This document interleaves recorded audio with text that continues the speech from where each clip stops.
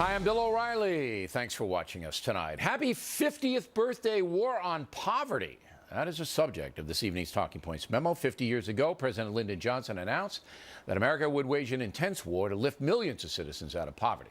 Johnson's vision centered on giving folks a fair chance to develop their talents in order to make a good living. It was a noble idea. But extensive analysis by the Heritage Foundation says the war on poverty has actually harmed the nation because nearly 21 trillion taxpayer dollars has been spent over the past 50 years, and the state of poverty in America has not really improved very much. If the country had handed the 21 trillion directly to the poor, given them the money, poverty would have dropped drastically. All the social engineering has failed. Writing in the Wall Street Journal yesterday, Robert Rector lays it out.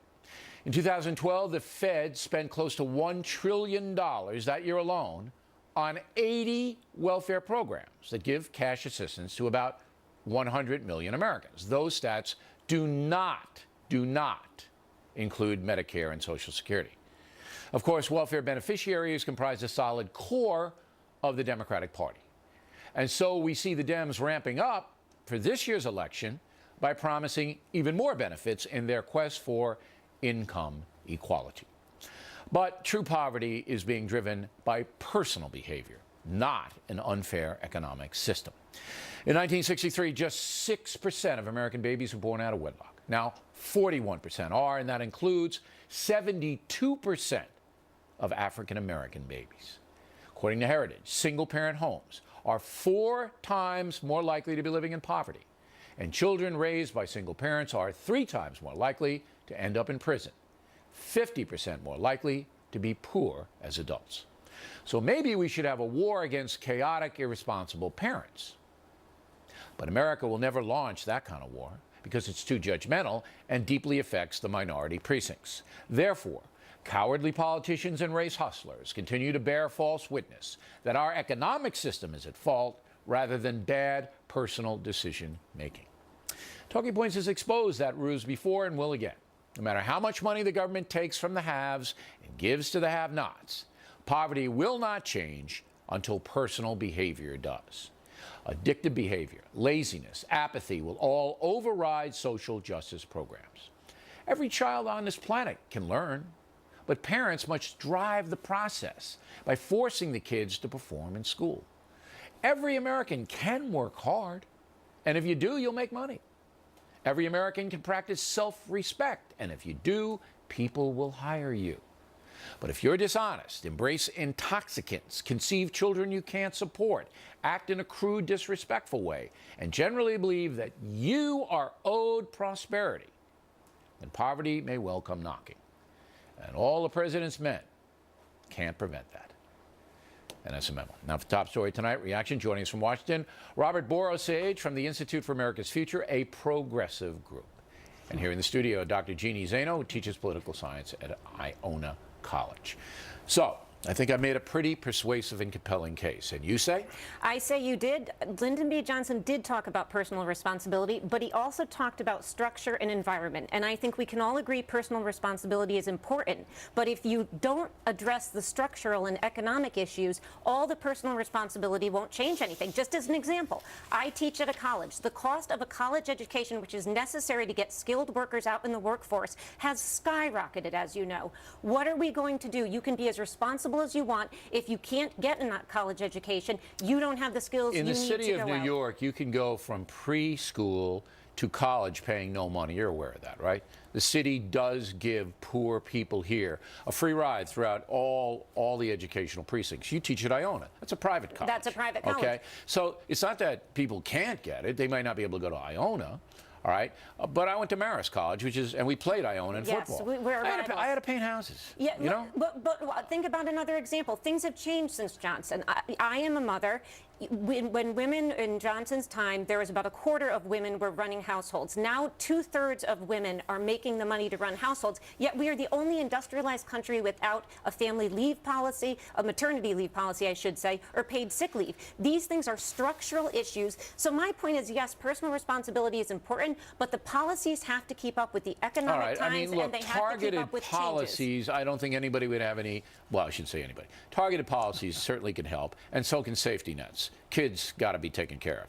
But this massive nanny state, Mr. Borosage, that the progressives are touting in this country has led to a record debt, more than $17 trillion, and all the stats that I just gave you, the poverty rate has not really improved very much, despite all the spending. And you say?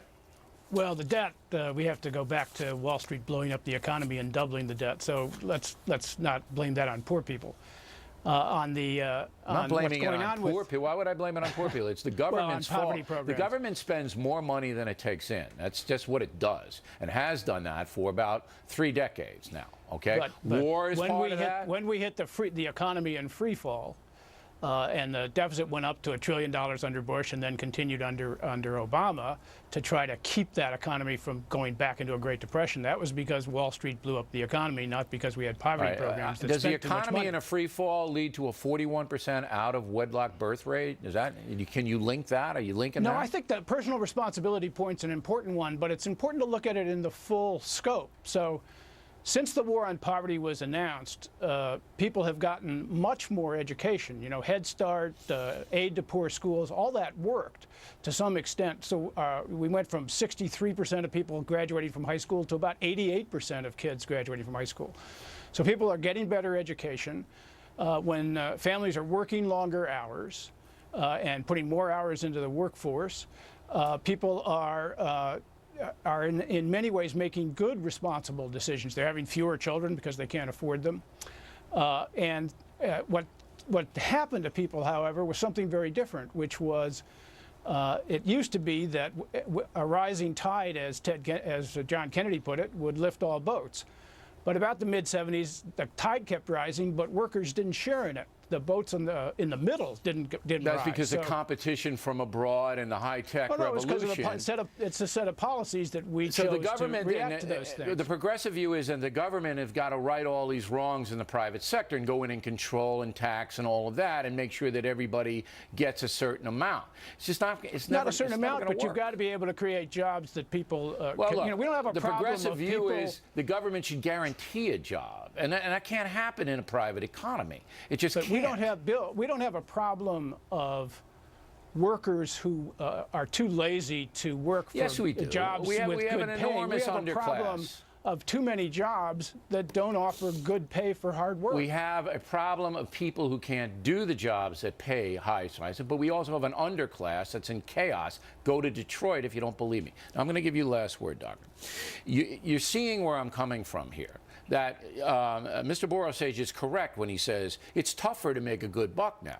All right, it is, because of worldwide competition, changing technology, you got to get tech savvy. But if you do acquire those skills, you will live well, and you must wise up. Last word. Well, I would just say that we need to make sure we have the jobs available for those skilled workers. Is that government guaranteeing the jobs? Well, Is that what you want? No. There are ideas out there. What about the earned income tax credit? What about the free? We already have it. Yeah, but what about the free zones? I mean, there's a lot of good ideas that are out there to help create good jobs. But I think it starts with education, and I think it starts with giving people the skills they need and making sure the jobs are available. Giving people the skills they need. They have to accept them, and some are not. Well, if they go to Marist or Iona, they will. Okay, but you better work your butt off to pay the tuition. That's absolutely right. You better work your butt off. Which is why the public education should be more affordable. And the parents have to drive the kid in, and the irresponsible parents don't. I agree with you. And that's the problem. Is important. And the government is not going to override that by putting more money into a system that over 50 years has shown it doesn't work. But it's a system that is educating people better. Good debate. Again, you have to accept the education. You have to be able to work hard to be educated, and a number of Americans will not do that. Next on The Rundown.